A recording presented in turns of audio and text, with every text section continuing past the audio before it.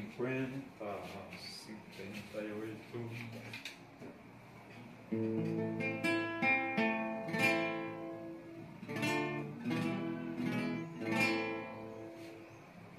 Entrando Jesus no barco, estando em alto mar,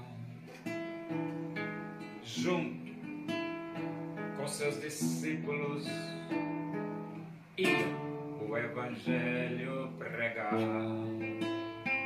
E uma grande tempestade sobreveio aquele mar. Seus discípulos, com grande medo, se puseram a clamar: salva-nos,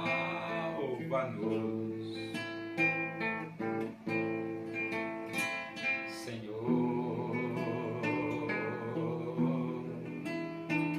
pois estamos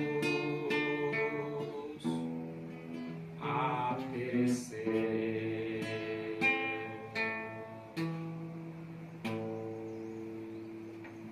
Vamos abrir a Bíblia Sagrada, Epístola de Paulo aos Coríntios, capítulo 15.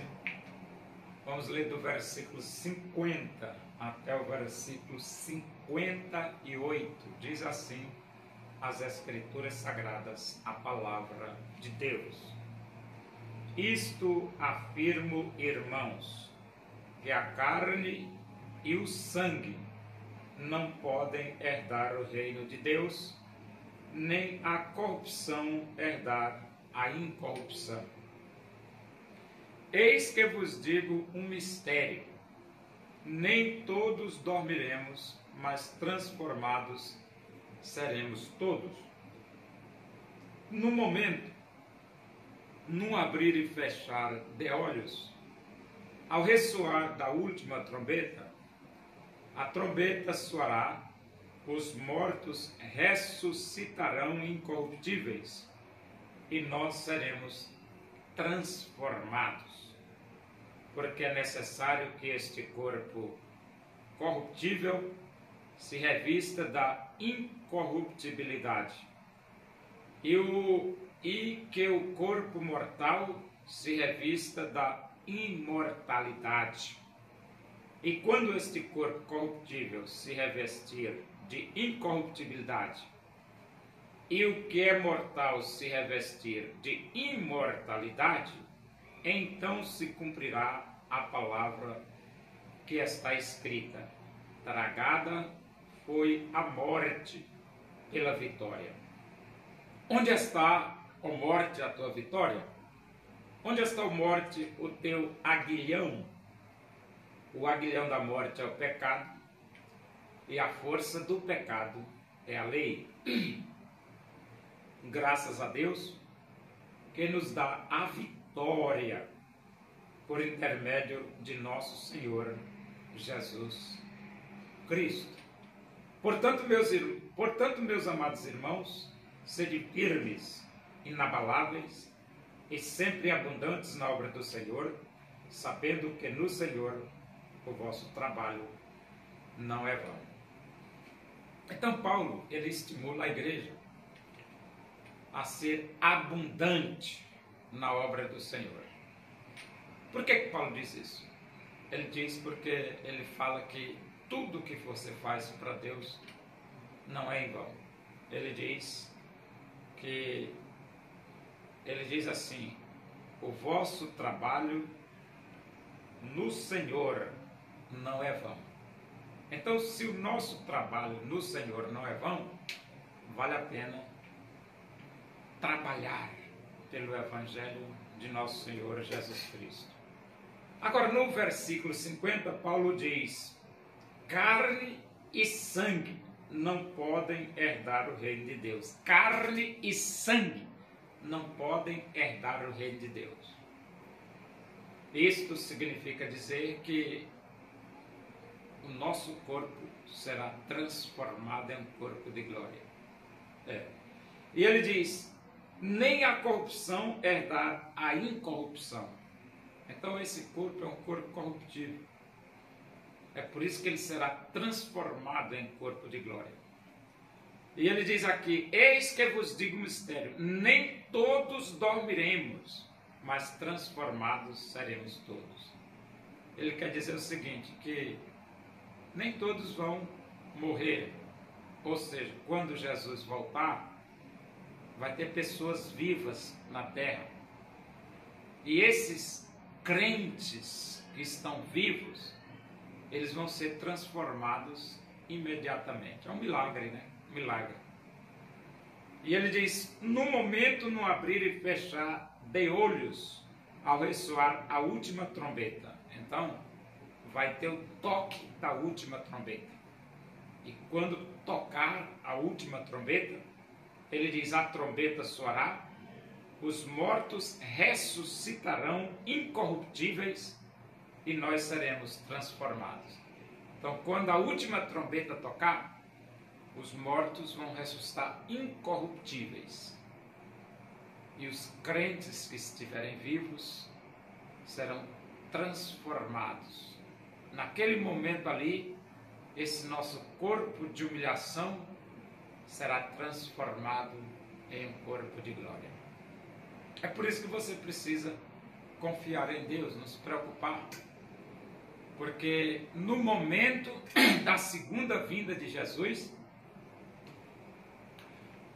nós vamos ser transformados imediatamente. Os mortos vão ressuscitar, mas já vão ressuscitar incorruptíveis. E nós seremos transformados imediatamente. Aí ele diz: é necessário que este corpo corruptível se revista de incorruptibilidade, e que o corpo mortal se revista da imortalidade. Então o corpo corruptível vai se revestir de incorruptibilidade. O corpo mortal vai se revestir de imortalidade. É por isso que nós somos, mediante Jesus Cristo, nós alcançamos a imortalidade. E ele diz assim: então se cumprirá a palavra que está escrita: tragada foi a morte pela vitória. O crente vai vencer a morte? Vai. O crente vai vencer a morte. Onde está a morte, a tua vitória? Onde está a morte, o teu aguilhão? O aguilhão da morte é o pecado. E a força do pecado é a lei. Então esse aguilhão que pegava o crente, o ser humano e jogava no inferno, não existe mais. Essa arma Deus tomou do Satanás, porque o sangue de Jesus Cristo, seu Filho, nos purifica de todo pecado. Olha, ele diz assim, ó, o aguilhão da morte é o pecado. O aguilhão da morte é o pecado. Só que quando Cristo morreu na cruz, Jesus tomou esse aguilhão da mão do diabo. Então Satanás não tem mais como condenar o crente. E se você perguntar por que não, porque o sangue de Jesus Cristo, seu Filho, nos purifica de todo pecado. E ele diz aqui: graças a Deus que nos dá a vitória por intermédio de nosso Senhor Jesus Cristo. Por que que o crente é vitorioso? Porque Jesus morreu e porque Jesus ressuscitou. Se Cristo não tivesse morrido e se Cristo não tivesse ressuscitado, nós não teríamos vitória sobre o Satanás.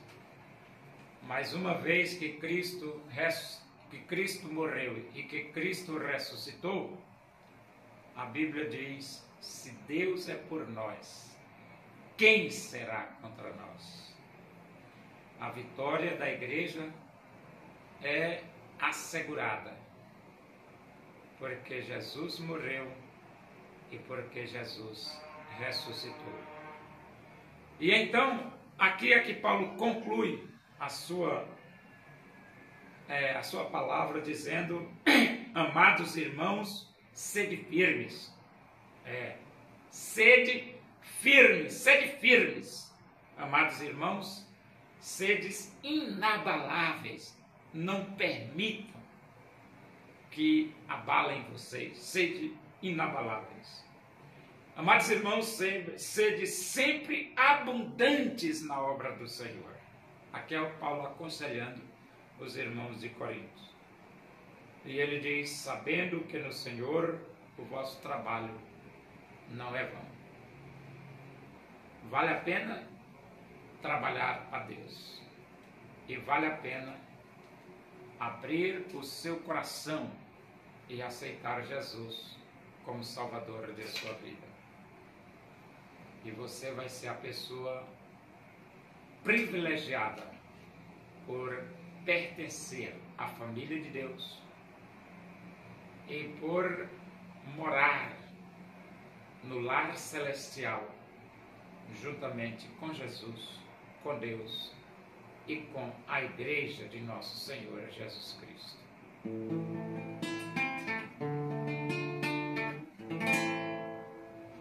Os povos lamentarão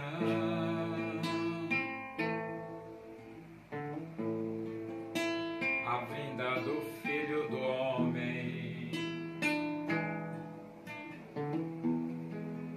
pois não se arrependeram. Em Jesus eles não creram.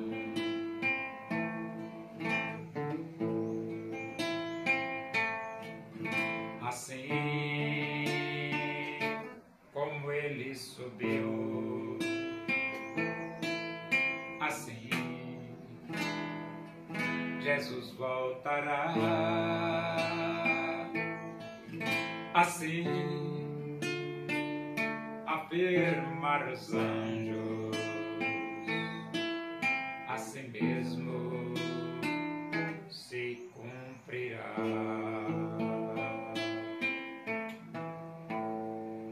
Oremos, agradecemos a Deus por esse momento na tua presença aí, que o amor de Deus, a graça do nosso Senhor Jesus Cristo, a comunhão e a consolação do Espírito de Deus seja com todos nós aqui, com todo o teu povo em toda a face da terra, hoje e para sempre. Amém. Bom dia, que Deus os abençoe.